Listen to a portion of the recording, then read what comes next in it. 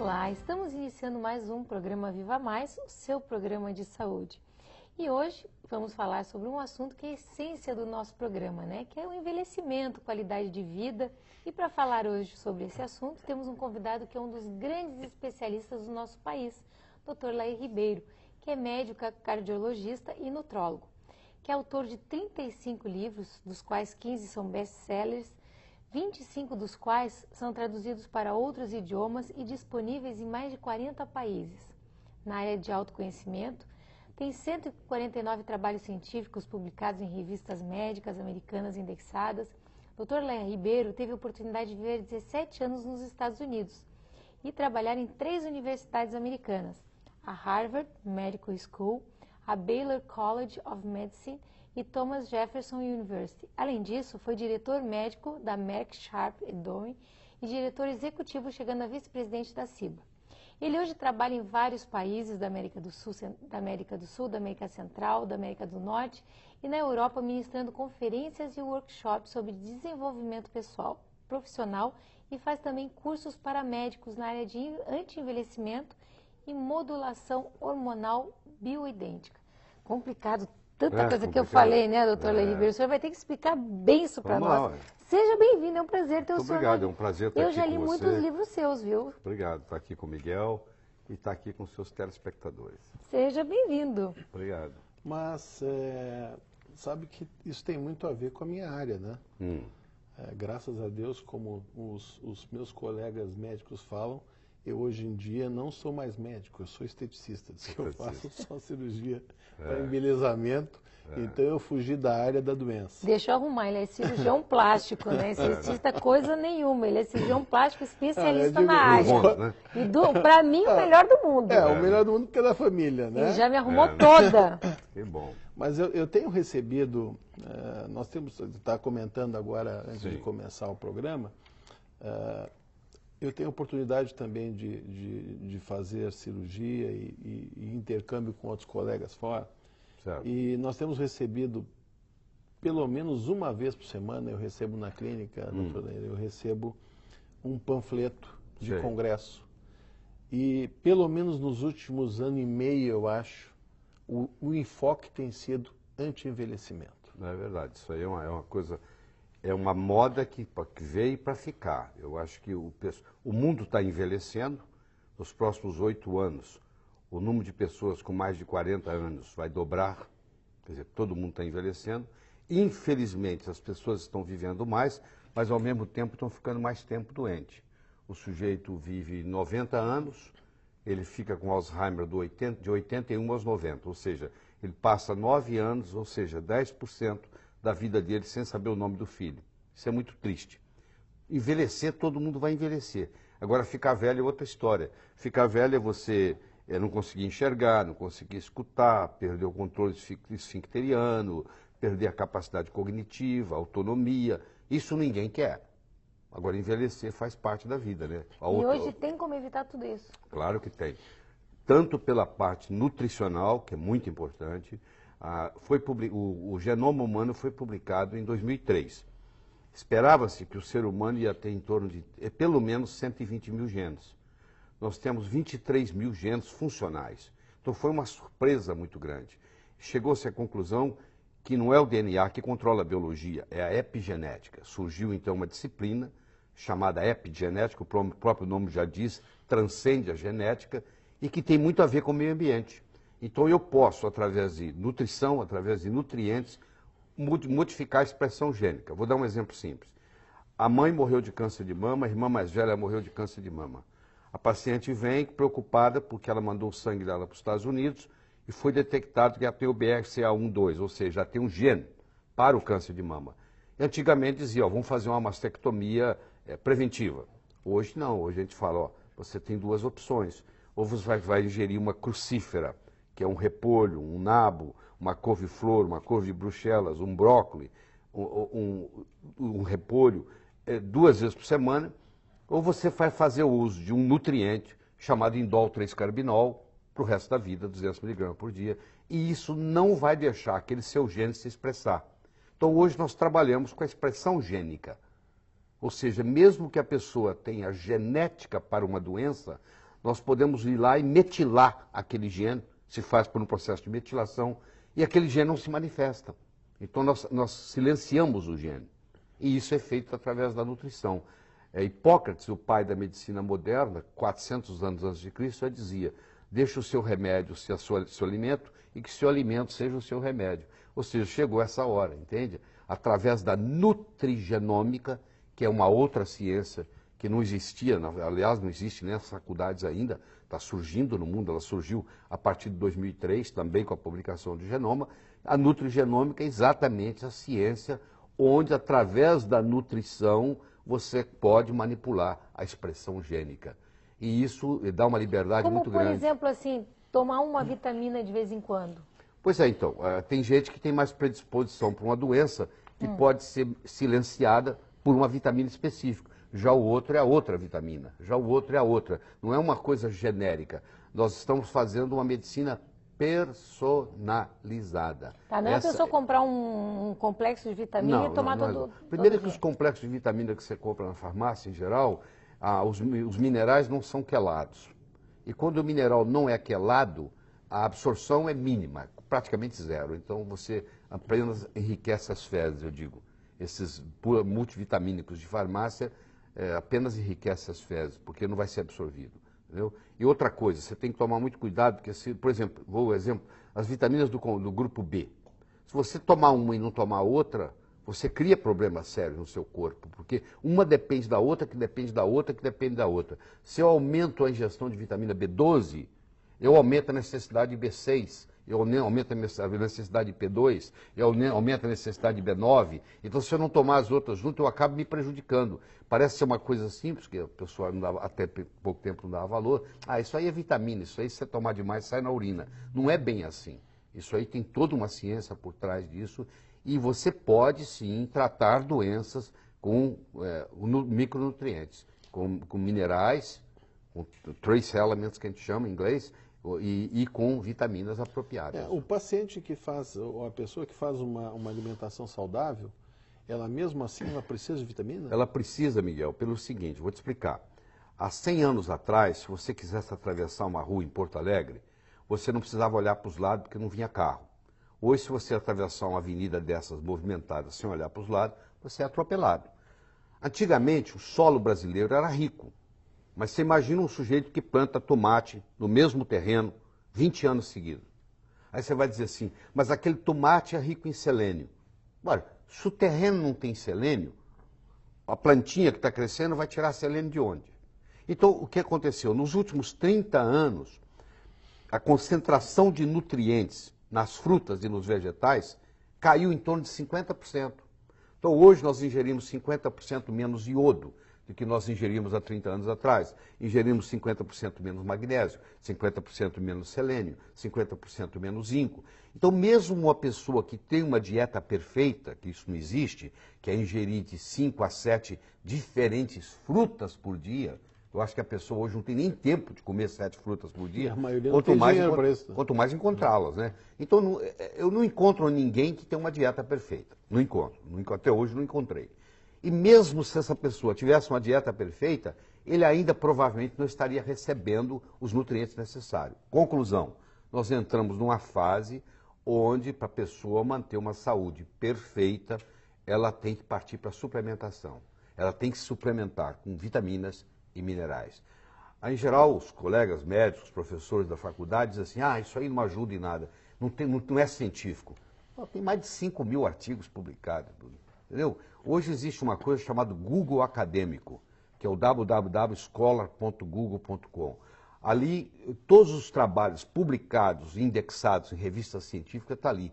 Você digita lá, vem centenas de milhares de artigos. Então, a gente não tem tempo de ler. A gente fala que não é científico. Mas quem se dedica a isso, quem estuda isso, esse material é riquíssimo, é uma coisa impressionante. Eu não preciso ter escorbuto para tomar vitamina C, entendeu? Eu não preciso esperar isso. Eu posso fazer. A vitamina C vai ajudar em muitas coisas, até antes de chegar no escorbuto. Eu não preciso manifestar o escorbuto para poder dizer, eu preciso de vitamina C. Como é que a gente faz a avaliação desse paciente? Por exemplo, trabalha com anti-envelhecimento. Sim. Tá? Então, como é que eu faço uma avaliação para o paciente Tá. do que ele vai ter que Tá bom. comer, não vai Tá ter certo. que comer. Eu digo mais porque o nosso objetivo aqui, Laíra, Certo. É prático, né? Tá. é até assim, é serviço de utilidade pública. Tá É certo. quem o paciente deve procurar. Tá bem. Como que ele pode, porque ele está te vendo falar, Laíra, assim, ó, olha, tem que procurar, tem que tomar, a gente não consegue comer vitamina, tá, mas eu não consigo comer tudo que eu preciso. Tá, e aí, quem eu procuro, como que eu faço, e quem é médico, o que faz? Hoje existe uma especialidade médica no mundo, nós somos mais de quase 100 mil médicos no mundo, fazemos um congresso 2 vezes por ano nos Estados Unidos, onde vão 10, 12, 15 mil médicos de anti-envelhecimento. É uma especialidade, hoje tem pós-graduação nisso, tem mestrado nisso, tem MBA nisso. Quer dizer, hoje é uma especialidade médica, é o médico trabalhar com anti-envelhecimento. Nós temos a idade biológica, que é a idade do desgaste do corpo, e temos a idade cronológica, que é a idade da certidão de nascimento. Então, por exemplo, eu tenho, na minha idade cronológica, eu tenho 66 anos. Está lá. Nasci em 1945, tenho 66 anos de idade. Quando eu faço o teste da idade biológica, que eu já fiz nos Estados Unidos, eu tenho hoje 52 anos. Então, eu tenho 66 na minha certidão de nascimento. Eu tenho 52 na minha idade biológica. É coisa boa. O que faz essa diferença? É o seguinte, nós envelhecemos por várias razões. Primeiro, nós envelhecemos por uma coisa chamada encurtamento telomeral. No fim do cromossoma existe uma coisinha que segura o cromossoma, que chama telômero. O Prêmio Nobel de Medicina de 2009 foi ganho por 3 cientistas americanos, um da Johns Hopkins, um da Universidade de São Francisco e um de Harvard, justamente pelo telomerase e anti-envelhecimento. Ou seja, quem falar que anti-envelhecimento não é científico está blasfemando, porque nada é mais científico do que um Prêmio Nobel de Medicina. Tem que ser. Isso saiu na televisão agora, não faz muito. Exatamente sobre isso. Então. Vai encurtando o telômero Exatamente. e o cara vai envelhecendo. A tentativa é manter comprido. Exatamente, exatamente. Então, existem enzimas chamadas telomerases que esticam esse telômero. Existe uma substância, existe uma erva chinesa chamada astragalus ou astrágalos, que quando, na época do Império Chinês, quem não fosse da realeza e fosse pego tomando astragalus era condenado à morte. Olha que coisa absurda. Porque sabiam na época já que existe uma substância lá que é um ativador de telomerase. Ou seja, só o imperador, a imperatriz, os parentes poderiam tomar o astragalus porque iam viver mais. Isso é a capacidade de prolongar a longevidade. Você vai ver no seu consultório, os seus representantes de laboratório que vêm lhe visitar, eles vão começar a trazer nos próximos 5 anos análogos de telomerase, que são substâncias que vão ter essa capacidade. Então esse é um mecanismo. O segundo mecanismo de envelhecimento... Sim. Só por curiosidade, qual é a erva que tem esse? Astragalus. Você pode conseguir isso numa farmácia de manipulação. Astragalus 300 miligramas uma vez por dia. Ad infinito. Isso aumenta a longevidade das pessoas. Essa erva é usada na China há mais de 5 mil anos. E só podia tomá-la o pessoal da família do imperador. Senão era condenado à morte, se fosse pego tomando essa erva sem ser da realeza. E o pessoal faz essa manipulação? É confiável? É confiável, não. O Brasil, as farmácias de manipulação no Brasil são muito boas. O Brasil é o país que mais tem farmácia de manipulação no mundo. Nós temos entre 7.500 e 8.000 farmácias de manipulação no Brasil. Astragalos, 300 miligramas 300 miligramas uma vez por dia. Pô, isso é uma dica boa. Pois é. Isso já anotei aqui. Mais um comprimidinho para me acelerar. Isso é para trabalhar com a telomerase. Agora... Aliás, você pode fazer isso na farmácia de manipulação, ou eu posso te dar um endereço em Nova York, um telefone que você vai ligar para lá, eles vendem um produto chamado TA65, que é a mesma coisa que eu acabei de te passar, só que custa $70 mil por ano. E é a mesma coisa que eu acabei de lhe passar. Não, vamos deixar o astragalos que é mais barato. Mais barato. Tá certo. Bom, a outra coisa que faz o envelhecimento são os radicais livres. Não existe vida sem radical livre. Você já deve ter ouvido falar no radical livre. O problema não é o radical livre. O problema é quando o radical livre vai em excesso, forma uma coisa chamada estresse oxidativo. Aí você envelhece mais rápido. Então, tudo aquilo que for antioxidante previne o envelhecimento.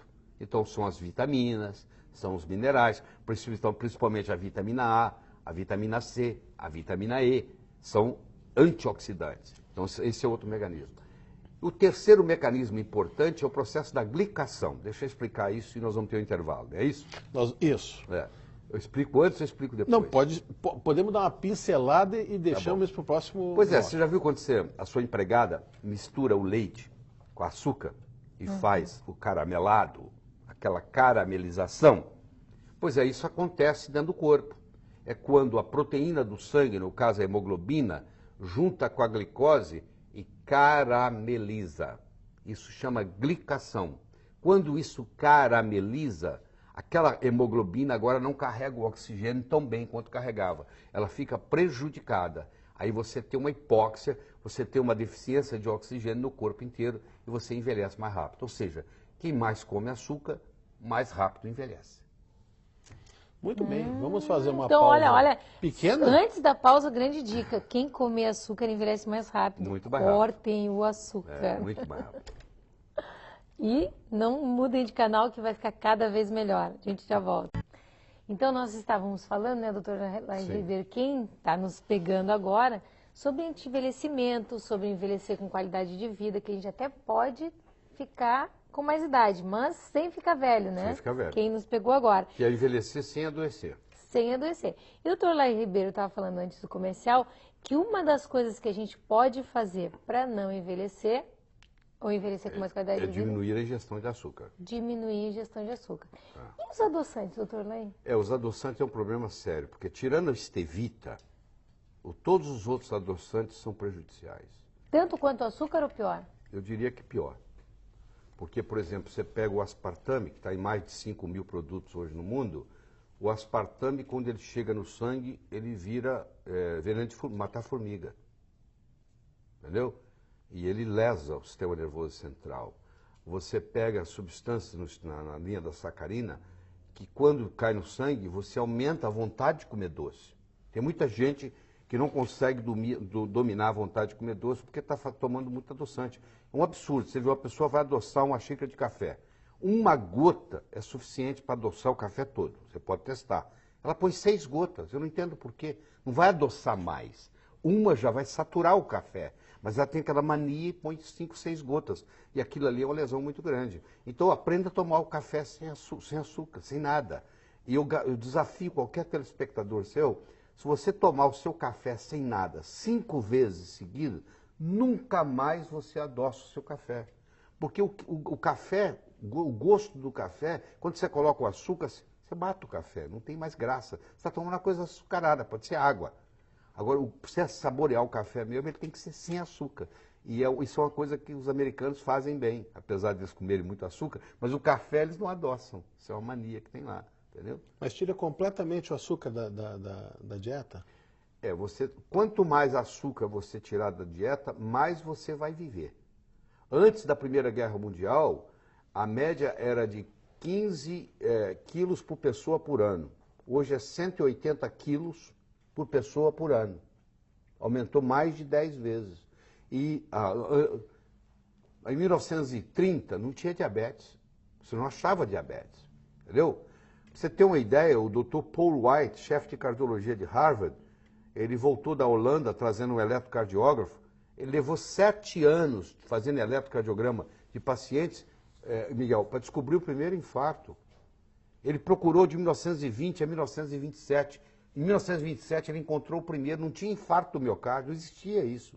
Não existia doença cardiovascular. Não existia diabetes. Era 1 em cada 10 mil, 1 em cada 20 mil para achar um diabético. Hoje, um terço da população já tem resistência insulínica. E o culpado é o açúcar. É o lado amargo do açúcar, que eu digo. Então, nós estávamos falando desculpa, me cortando, mas tinha falado no astragalos. Eu tinha falado da parte da telomerase, nos antioxidantes. na glicação, nos antioxidantes. E agora eu gostaria de conversar com você sobre o declínio hormonal. Vê se você concorda. Você vai num oftalmologista, o oftalmologista examina os seus olhos, aí você fala assim, doutor, eu tenho 80 anos, eu queria uma visão de 80 anos. Não. Você fala assim, doutor, eu quero uma visão 20/20.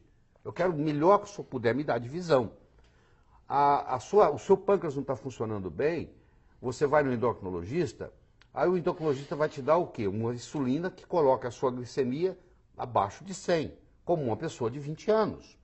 Ó, se o seu testículo não está funcionando bem, porque você envelheceu, você tem que ir no médico, o que você tem que fazer? O médico vai colocar o seu testículo de uma forma que ele tenha 30 anos de idade. Se uma mulher envelheceu os ovários e ela não produz mais estrogênio, ela não produz mais progesterona, ela também quer um ovário jovem. Então, mas o cara, como é que o cara pode ter 50 anos e ter um nível de testosterona de uma pessoa de 25, 30? Aí o cara que vai tratar do olho, ele não quer um olho de 25, 30? O cara que vai tratar do pâncreas, ele não quer uma insulina de 25, 30? O cara que vai tratar da tireoide, ele não quer uma tireoide funcionando como se tivesse 25, 30? Por que não o testículo? Por que não o ovário? E eu quero bem enfatizar bem, porque o hormônio, quando eu falo de hormônio, a visão que está se tendo é que o hormônio é sexual, ele é também sexual. Mas deixa eu falar o que a testosterona faz. O órgão que mais tem receptor para testosterona não é o testículo, não é o pênis, é o coração. Então o cara começa a ter dificuldade para subir a escada, é porque ele tem lesão, tem falta de testosterona. Esse raciocínio tridimensional que nós temos, que o homem tem melhor do que a mulher, isso aí o homem ganha da mulher, porque o homem tem um raciocínio tridimensional diferente. A mulher ficava na caverna e o homem ia trabalhar, ele não ia de táxi, ele não ia de metrô, ele não ia de ônibus, ele ia a pé. E o escritório dele ficava na selva. E cada dia ele caçava num lugar diferente. E ele tinha que voltar para casa à noite, e não tinha bairro, não tinha número, não tinha nada, e todas as cavernas se pareciam, e ele tinha que evitar dos inimigos ainda. Então o homem desenvolveu essa capacidade de raciocínio tridimensional. Você vai ter pacientes... Localização, né? Isso. Por isso que... Isso é sabido, né? A mulher tem mais dificuldade de direita e esquerda. Agora com GPS de... resolveu, né? Mulher com GPS, a mulher com a pílula anticoncepcional e com GPS ela não precisa mais da gente, entendeu? Então o que aconteceu? Isso aí, esse tridimensional, ele vai perdendo. O paciente vai dizer para você assim, doutor, eu conseguia fazer conta de cabeça, hoje eu preciso de usar uma calculadora. Porque ele perdeu essa capacidade tridimensional. Então eu estou falando do cérebro, eu estou falando do coração, eu estou falando da parte muscular, né? Porque o indivíduo vai envelhecendo, ele vai encurvando, ele vai diminuindo de estatura, entendeu? Eu estou falando da parte do própria glicemia. Eu tenho pacientes que não conseguem regular a diabetes. Você entra com modulação com testosterona, eles regulam a diabetes. E aí quando a gente começa a discutir o assunto de hormônio, eu sei que o telespectador está dizendo assim, mas hormônio não dá câncer? Não, o hormônio não dá câncer. O hormônio usado antigamente, que não era esse que nós estamos conversando, dava câncer. Eu vou lhe falar por quê. O hormônio que mais vendia nas farmácias, e vende até hoje, por incrível que pareça, é xixi de égua prenhe. Você pega a égua grávida, a égua prenhe, dá diurético para ela, dá furosemide, ela urina o dia inteiro, eles põem mil éguas numa baia, pegam aquela urina, deixam evaporar, pega aquele cristal e faz um remédio que é vendido na farmácia para a mulher tomar na menopausa. Só que aquilo ali tem 11 metabólitos que não pertencem ao corpo humano. Então aquele remédio, na realidade, é uma urinoterapia de égua. Serve para cavalo, não serve para o ser humano. Então o que foi feito? Aquilo era feito para a mulher melhorava a sintomatologia, o fogacho, aquelas ondas de calor que ela tem na menopausa, a sintomatologia melhorava. Mas ela pagava um preço enorme. Ela tinha câncer de ovário, ela tinha câncer de útero, ela tinha câncer de mama. Aí foram feitos estudos e disseram, isso tem que parar com isso. Isso é um absurdo. E é um absurdo. Aí muitos médicos ainda têm na cabeça que o hormônio bioidêntico, que é o que é usado hoje, que não se vende na farmácia, tem que fazer na farmácia manipulação. Por que tem que fazer na farmácia manipulação? Porque não se pode, Miguel, patentear nada que a natureza faça. Você não pode patentear oxigênio, você não pode patentear zinco, você não pode patentear progesterona. A indústria farmacêutica tem que trabalhar com patentes. Você imagina uma indústria farmacêutica multinacional, abre um mercado absurdo, gasta milhões de dólares com uma substância que não é patenteada. Amanhã tem 800 no vácuo dela fazendo a mesma coisa. Então elas precisam de patente. Então o que ela faz? Elas pegam o hormônio bioidêntico, modificam a molécula dele, põe um radical e agora pode patentear. Só que essa chave agora não entra naquela fechadura do jeito que deveria. Quando você tem uma chave que não pertence a uma fechadura, você pode até conseguir abrir a porta, mas você vai estragar tanto a chave quanto a fechadura, não é verdade? Às vezes fica até presa lá. É o que acontece com esses hormônios. Eles ficam presos nos receptores. Agora, a modulação hormonal bioidêntica, que é uma coisa relativamente recente no uso clínico e que tem muitos estudos científicos disponíveis, é uma coisa que a gente não aprendeu na faculdade de medicina. Então, quando eu falo com médicos sobre modulação hormonal bioidêntica, ele fala, o que é isso? Eu não aprendi isso na faculdade. Nem aprendeu, nem vai aprender, porque vai levar muitos anos. Aquele professor que está dando aula lá, ele tem que morrer, o substituto dele tem que vir com essa nova visão, porque o melhor jeito de você quebrar um paradigma é alguém morrer. Porque enquanto aquele cara está dando aula naquela estrutura antiga dele, que ele faz há 20 anos, 30 anos, aquela aula de farmacologia, que ele sempre deu a mesma aula, é difícil você mudar a cabeça daquele estudante. Então, um médico vem e faz um curso de 2 dias comigo, ele leva um choque de conhecimento, porque eu mostro para ele que aquilo está tudo obsoleto. E quando você faz a modulação hormonal bioidêntica, é uma coisa impressionante. Eu digo para o médico, você vai se sentir muito mais orgulhoso de ser médico, porque o paciente chega e fala, doutor, eu nunca me senti tão bem na minha vida. E aquele paciente começa a falar para os amigos, e você começa, todo indivíduo que trabalha, todo médico começa a trabalhar com modulação hormonal bioidêntica, a clientela aumenta substancialmente, porque um começa a indicar para o outro, indicar para o outro, indicar para o outro. Então nós estamos fazendo um trabalho, há 10 anos atrás eu escrevi um livro, A Verdade sobre Reposição Hormonal, eu comecei a divulgá-lo pelo Brasil afora, minha esposa viajava comigo na época, hoje ela só faz viagens internacionais, mas ela viajava domesticamente também, e ela falou para mim, Laíra, eu se eu fosse você, parava de divulgar isso, porque os seus colegas não estão preparados para escutar isso. E eu parei, eu segui a orientação dela. E há 3 anos atrás eu voltei, agora já está mais preparado, então eu vou fazendo um trabalho de educação, nós vamos estar aqui sábado e domingo, treinando no Sojipa, 200 médicos, eles chegam lá às 9 horas da manhã no sábado, saem às 18 horas, tem várias especialidades diferentes, e vamos estar discutindo tudo isso, como é que é o processo de envelhecimento, o que pode ser feito, como é que pode modificar. É impressionante a mudança. A mudança é aquele indivíduo que está chutando o pau da barraca, que já está vendendo tudo, que quer parar de trabalhar, de repente eu modulo ele começa a produzir, ele quer abrir uma nova fábrica, muda a percepção totalmente e muda a saúde da pessoa. Então eu digo, o grande segredo da vida é você morrer jovem o mais tarde possível. A analogia que eu faço, Ana Paula, é de uma lâmpada. Uma lâmpada, segundo antes de queimar, ela está brilhando em toda a sua magnitude. Esse negócio de ficar 25 anos doente para depois morrer, isso é muito triste. O ideal é você estar trabalhando, se produzindo, sendo feliz até a véspera da sua morte. Ah, com certeza. Essa Acho que é o que medicação, assusta todo mundo, né? É. Ficar velho e doente.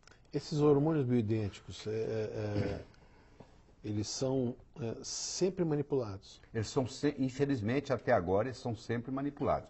Porque a indústria farmacêutica, como ele não pode ser patenteado, porque ele é bioidêntico, ele é igual ao que o corpo faz, e como é impossível você obter uma patente de algo que a natureza fabrica, então a natureza fabrica progesterona, a natureza fabrica testosterona, a natureza fabrica estradiol. Então o que a indústria farmacêutica faz? Ela pega o estradiol, a progesterona, a testosterona e muda. Pega a testosterona, faz o metiltestosterona.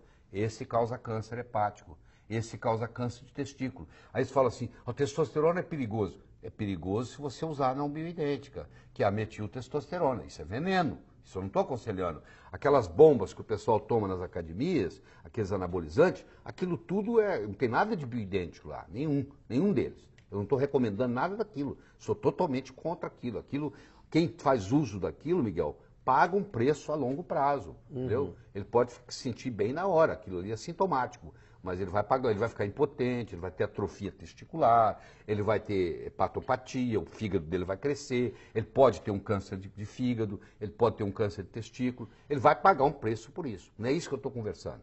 Eu estou conversando em pegar um indivíduo que está com 50 anos de idade, que a testosterona está baixa, e aí nós fazemos a modulação, ele volta a ter uma testosterona de 30 anos, aí ele sente uma diferença enorme no corpo, o raciocínio melhora, a capacidade cognitiva, a coordenação motora, a acuidade visual, a acuidade auditiva, tudo modifica.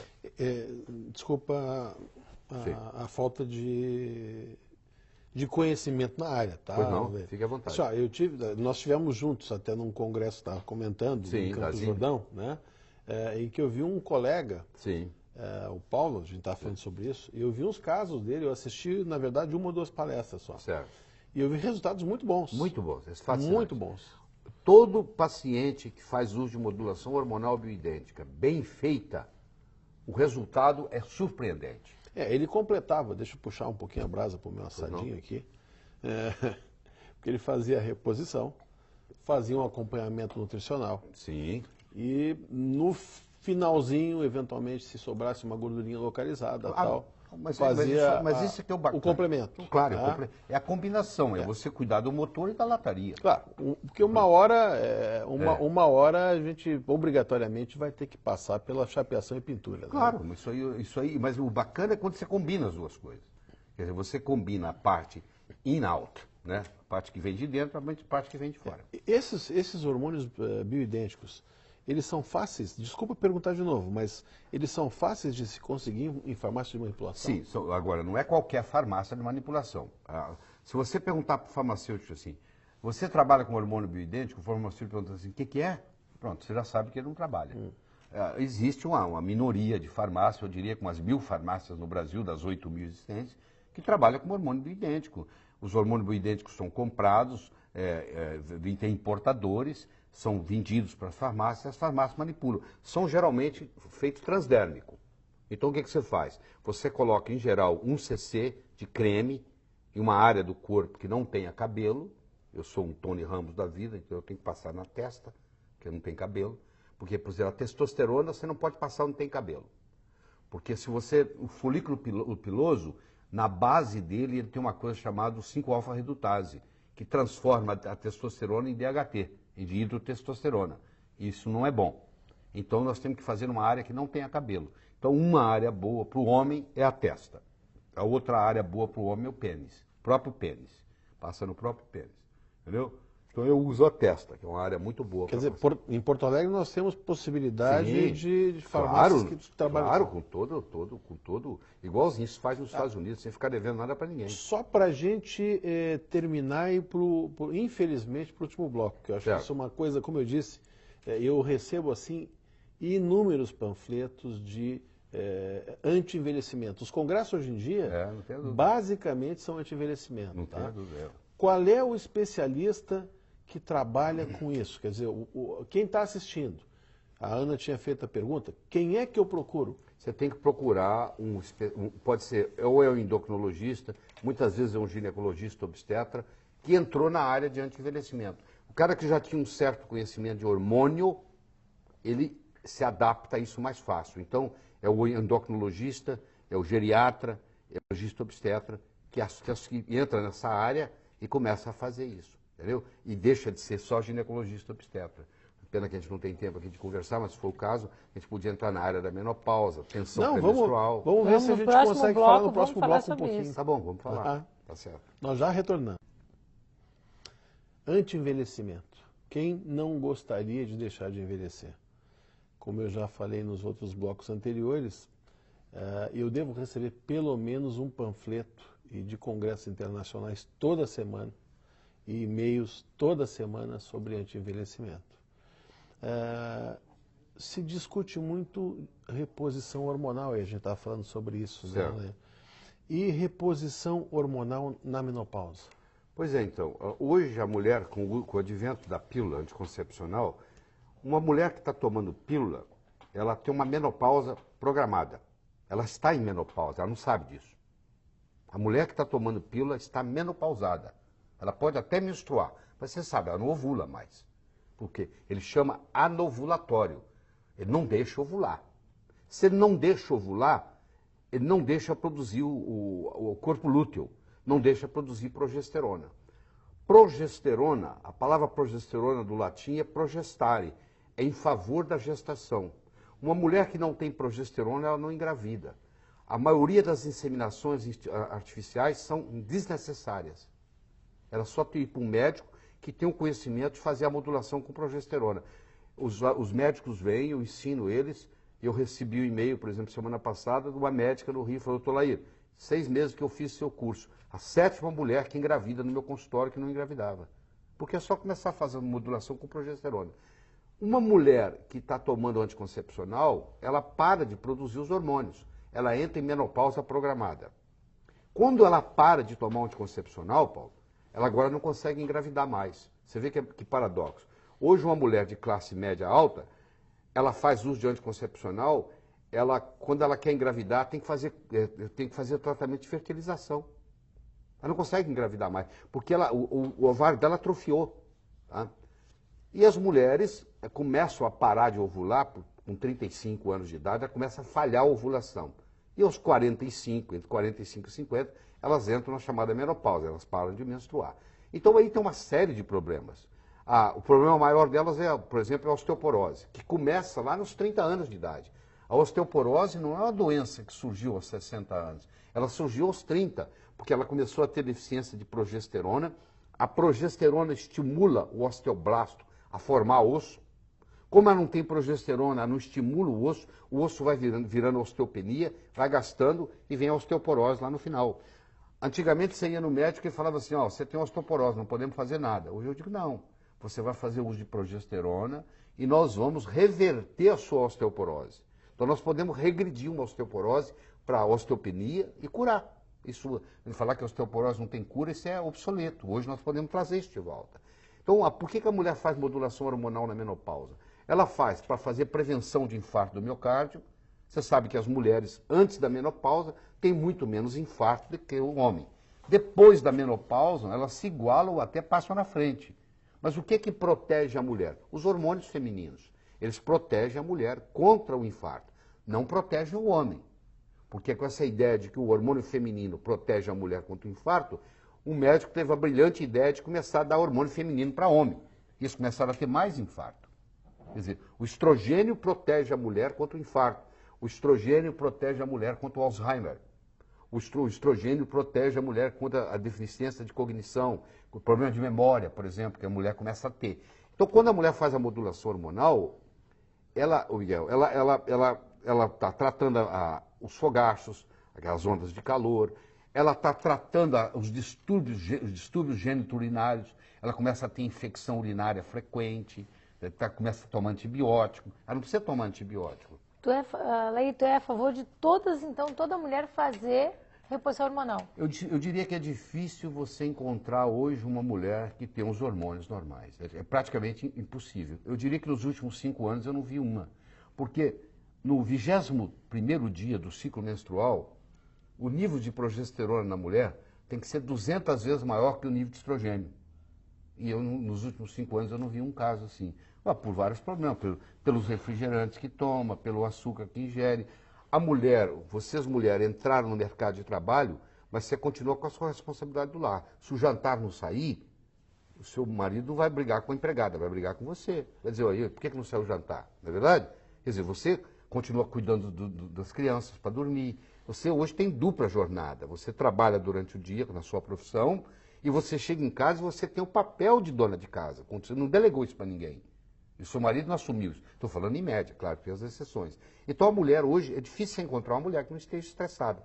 No momento que a mulher fica estressada, o hipotálamo dela fala assim, essa mulher não pode engravidar. Vamos deixar ela parar de ovular. Então a maioria das mulheres estressadas não ovulam.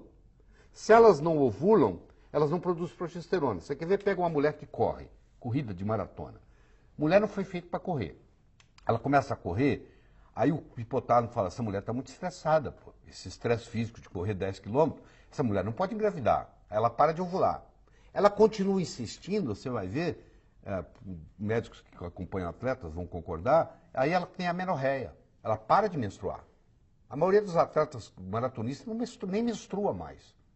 Entendeu? Não só não ovula, como não menstrua. Então isso começou a ter... Então eu digo, as mulheres estão precisando de modulação hormonal. Antigamente a pessoa morria cedo. Hoje você morre muito mais velho. Então, quer dizer, você fica muito mais tempo velho. Então, por isso que você precisa de um melhor trato. Se você quer ter um carro que dura muito, você tem que fazer uma manutenção nele. O carro que você vai vender logo, tudo bem. Você usa ele 5 anos, descarta ele, tudo bem. Mas aquele que você quer usar aqui 20, 25 anos, você vai ter um cuidado melhor, você vai fazer uma manutenção. Então, a pessoa que quer envelhecer com saúde, um envelhecimento saudável, uma longevidade saudável, ela tem que fazer uma manutenção diferente, ela tem que ter uma nutrição diferente, ela tem que ter uma alimentação diferente, ela tem que saber dormir diferente. O melhor remédio que existe para você se manter jovem se chama sono reparador.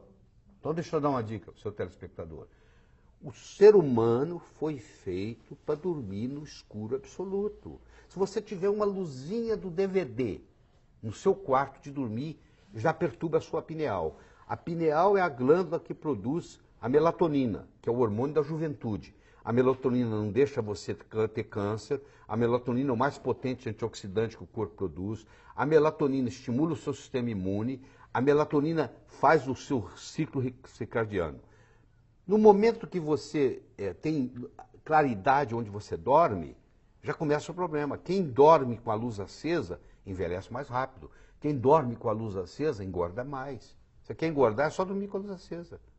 O ser humano foi feito para dormir no escuro absoluto. A mãe deixa a luzinha do corredor acesa para o filho fazer xixi de noite. Aquele filho, se você observar, ele pega mais amigdalite na escola, entendeu? Ele fica mais gripado, com mais frequência.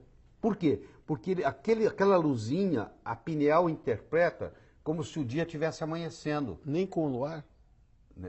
Nem com o luar, não. O ideal é absoluto... Absoluto. Se você conseguir ver a sua mão, não está bom. Escuro é assim, ó. Você não consegue ver a sua mão. Se você fazer, eu consigo ver minha mão, não está bom. E eu vou te fazer, você vai falar assim, mas eu ponho aquele negócio no olho, para tampar o olho. Não faz diferença. Eles pegaram luz, colocaram atrás do joelho da pessoa. Tudo escuro, debaixo da coberta, uma luzinha no joelho. Fez diferença. Então a pessoa que tem saúde, ela dorme no escuro absoluto, absoluto, absoluto. E não custa nada. E a conta de luz ainda diminui. Outra coisa importante. O mais potente antioxidante que existe no planeta é o próprio planeta. É a Terra. Quando você pisa no chão, na areia, no capim, você recebe elétrons. Então não existe nada melhor para a saúde que andar descalço. Você pega o pessoal da roça, que não come muito bem, que trabalha tudo, muito, e tem saúde, muito mais saúde do que o urbano, que vive na cidade, porque ele anda com o pé no chão. Nós andamos de sapato o tempo todo. Eu digo para a pessoa, a melhor coisa para você acabar com o estresse é pisar na areia, pisar no chão. Sabe aquele quando você vai na praia, aquele lugar da praia que a água bate na areia? A pessoa anda ali 10 minutos, pode estar com dor de cabeça, que for, acaba na hora. É uma coisa que não custa dinheiro nenhum. Quer acabar com o estresse? Pise no chão. Põe o pé no chão. Deixa eu voltar um pouquinho àquele negócio aquele ponto da reposição hormonal. Sim. Essas meninas, nós falamos na menopausa, tá? Sim. E tá falando sobre quem não menstrua, está tomando anovulatório, tomando pílula, certo. Na verdade está fazendo uma menopausa química. Certo. Tá? Essas meninas, qual seria a prevenção, na verdade? Pois é, primeiro que essas meninas hoje estão menstruando muito mais cedo, você já percebeu isso, né? Na época dos nossos avós, a mulher menstruava aos 16, 17 anos. Hoje tem menina de 8, 9 anos menstruando. Primeiro, porque elas ingerem demais açúcar. Isso é um grande problema. Segundo, eu sei que vocês não vão gostar de escutar, mas eu vou falar, é o problema da soja. Sinto dizê-lo, soja não é um alimento saudável, a não ser que ela seja fermentada. E pregam que é, né? Não, tem que ser fermentado. Mas o oriental come muita soja. Ele come soja fermentada. Porque leitinho de soja também não... Deus me livre. Leite de soja, na menina, faz ela ter mama e cabelo na região pubiana com 8 anos de idade. Se ela tomar um copo de leite de soja todo dia. E o menino não deixa o pênis crescer. Tem muita criança que... Vou jogar fora meus leitinhos de soja. Tem muita criança com problema de síndrome do pênis pequeno porque a mãe, sem saber, deu soja para ele, leite de soja a vida inteira. Leite de soja não é leite, isso aí é um nome, é extrato de soja. Isso aí, a longo prazo, causa problema, principalmente no homem, porque a isoflavona que tem na soja, ela mimetiza o hormônio feminino. Então você pega o menino que está para entrar na puberdade, tomando um copo de leite de soja todo dia, ele está tomando um hormônio feminino todos os dias. O pênis não cresce. Daqui a pouco tu vai estar entrevistando falando com a tenho vacina. eu tenho na minha geladeirinha. Não vai mais existir na geladeira o leitinho de soja. Mas como é que a gente faz a anticoncepção da menina, se eu não A posso melhor usar anticoncepção que eu conheço é um copo d'água. Aí você pergunta para mim, antes ou depois? Pergunta. Eu tenho até medo de perguntar. Pergunta. Antes ou depois? Em vez de. Eu tomo um copo d'água em vez de ter uma relação sexual. É complicado.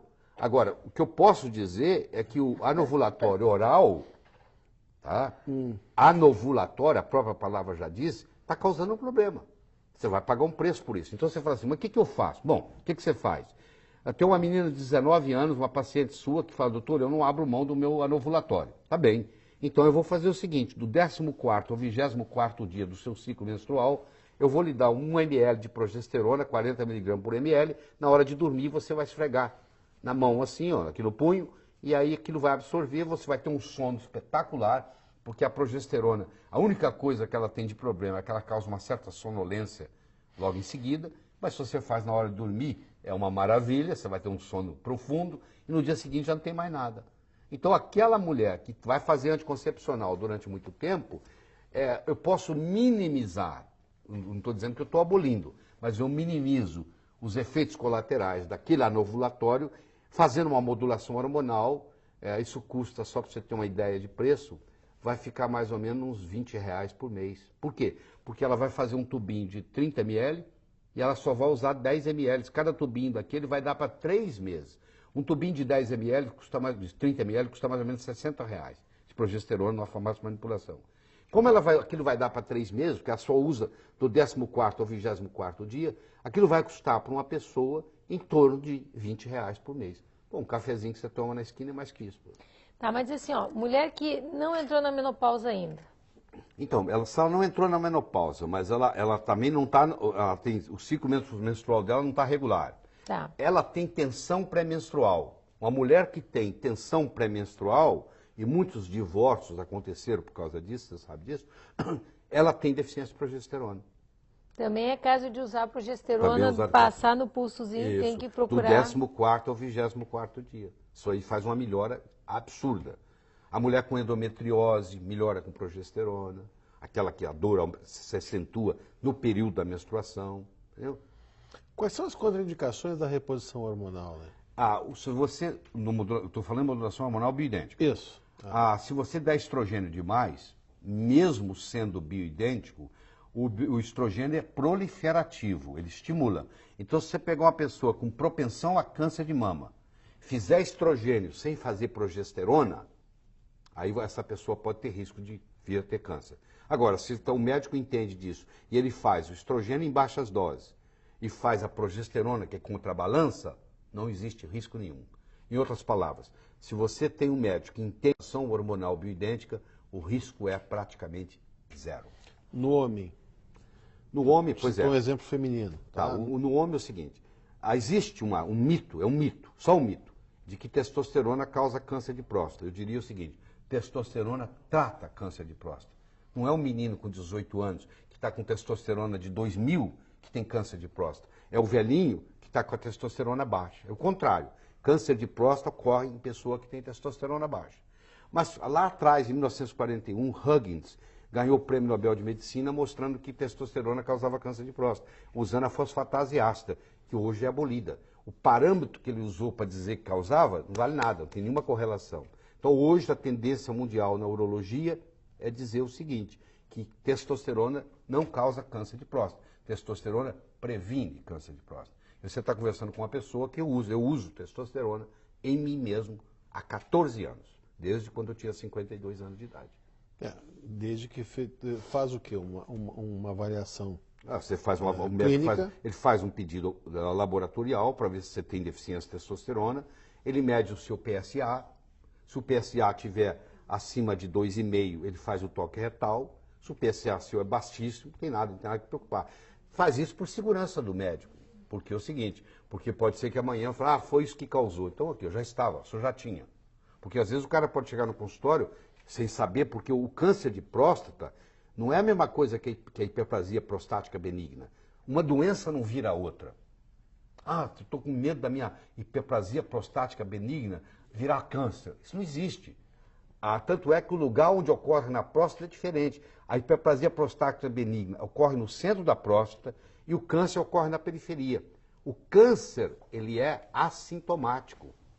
Ele só se manifesta quando ele já está muito grande. Então, se você começa a ter muito sintoma, provavelmente tem nada a ver com câncer. É porque a uretra está sendo obstruída pela hiperplasia prostática. Aí você tem dificuldade para urinar, aquela história toda. Então, é o contrário.